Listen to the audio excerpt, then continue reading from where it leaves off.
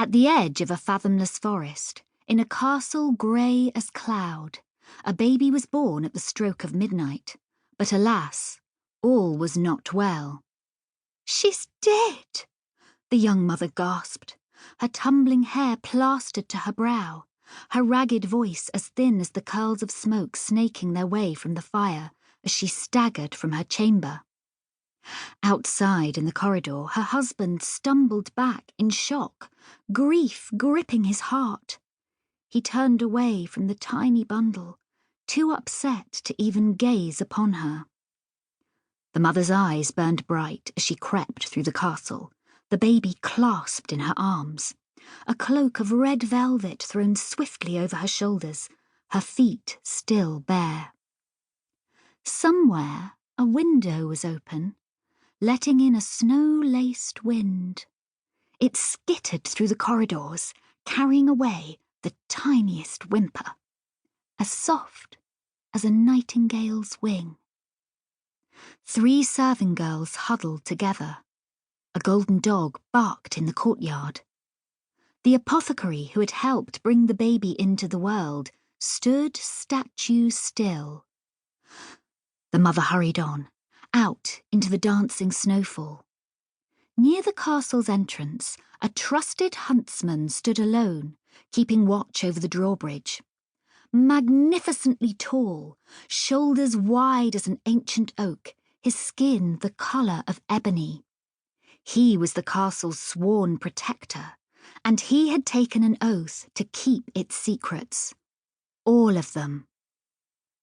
"She's dead," repeated the young mother, pushing the little bundle into his arms. The huntsman took hold of the bundle carefully, taken aback by the pale figure swaying before him in the wind. A demanding little cry came from within the blankets, and a perfect pink foot kicked at the huntsman's elbow.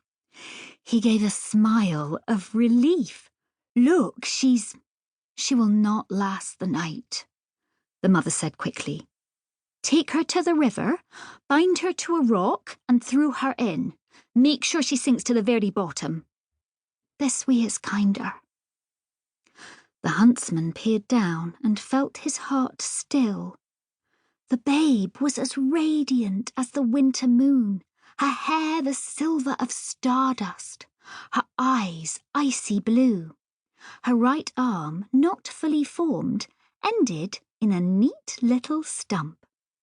She was beautiful, but she had been born with the mark of the witch. The huntsman swallowed his dread and said gravely, "I will take her away." The mother nodded, drew up her scarlet hood, and was gone. Under the watch of the lone pearl moon and a solitary owl, the huntsman rode deep into Silverthorne forest, through tangled briars, over shifting rocks and rushing brooks, never pausing, and as he rode he sang sweetly to the child, a ballad of sorrow and hope. For a forest can hold many secrets. Promises murmured beneath a new moon, pathways so twisted they defy any map, dark truths hidden in the heart of a wolf. The very air seemed to stir with myth. The mother's cruel words circled the huntsman's heart. "She will not last the night." "We will see about that." He would have taken the babe home to his own wife and child, raised them as sisters if he could. But he knew news would soon spread of his new daughter, one with stardust hair and the mark of the witch.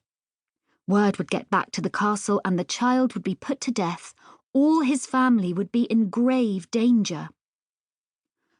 Her only safety lies in the thick of the forest where the Silverthorne wolves reign, and all but a few brave folk fear to tread.